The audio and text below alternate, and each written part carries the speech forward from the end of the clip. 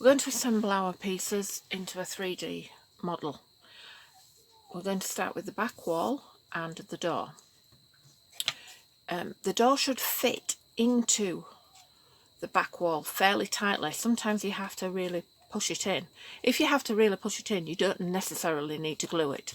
However, on this one, it's not so tight, so I'm just going to help my door stay in with just a little bit of glue around the edge, inner edge of the doorway,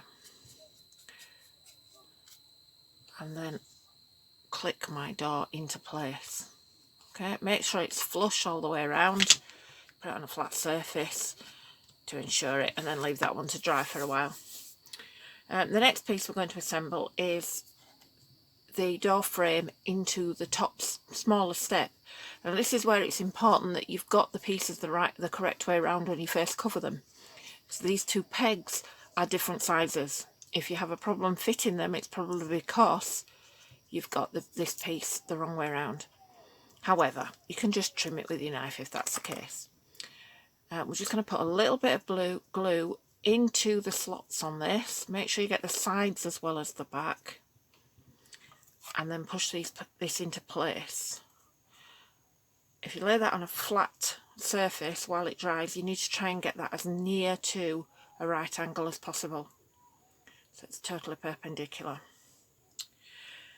When this has had a few minutes to dry, what you will need to do is do a similar thing and put glue on the inside of the slots. Make sure you get the sides as well. Now this can be a very tight fit, so what I usually do is put one in and then the other. Sometimes you have to actually maneuver it in and almost stretch the wood, as it were, just manipulate the wood into the tighter it is, the better, because then the more stable the structure. And then again, we need this as close to a right angle as possible. Our Faerie Door parts have had time to dry a little bit, so they're a little bit more stable. So what I'm going to do is I'm going to put some glue along the bottom of the bottom step.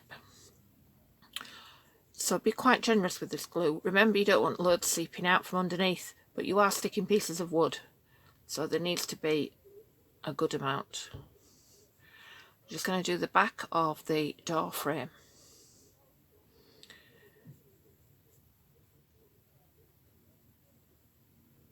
There we are. So now what I need to do is I need to place this lined up with the door. So the door peeks out from the door frame, it's lined up. I'm going to squash that down, and I'm just going to squash the two steps together. I need to get this as firm as I can. Now, as tempting as it is to start sticking things to your door to adorn it, I would recommend that you wait until this is completely dry. If you can leave it overnight, super, but I would leave it for an hour at least before you start trying to add things. The door frame, the window frame and the letterbox we're going to leave for now. We're going to add those in later. So I'll show you some tricks with those.